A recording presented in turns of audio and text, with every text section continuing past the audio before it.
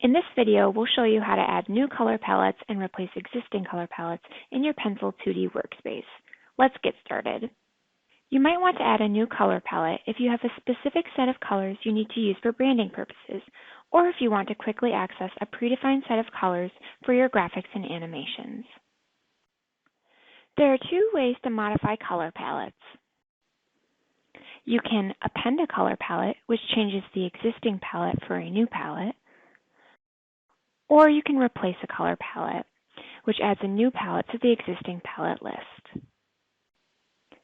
The first thing we'll go over is appending a color palette. This allows you to add a new set of colors to the current palette list. To do this, go to the File menu and select Import and then Append to Palette. In the Open Palette dialog box, search for the color palette file that you want to import.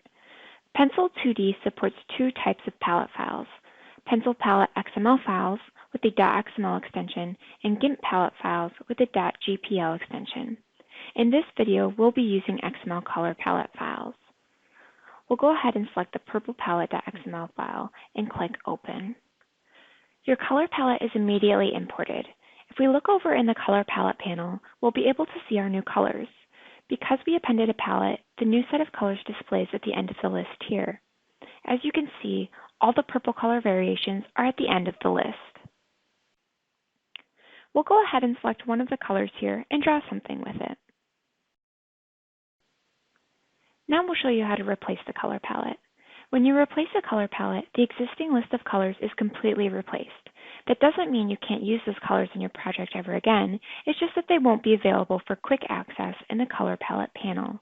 To get started, go to the File menu and select Import, Replace Palette. In the Open Palette dialog box, search for the color palette file that you want to import.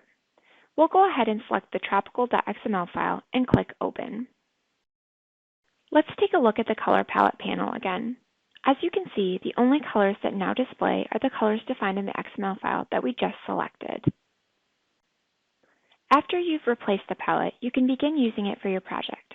For example, let's select the color Melon. And in the Tools panel, we'll select the Paint Bucket tool. Then we'll hover over the workspace and left-click to paint the background with our melon color. And that's the Replace Palette feature. We hope you enjoyed this video. For more information, please visit the Pencil 2D website at www.pencil2d.org. Happy creating!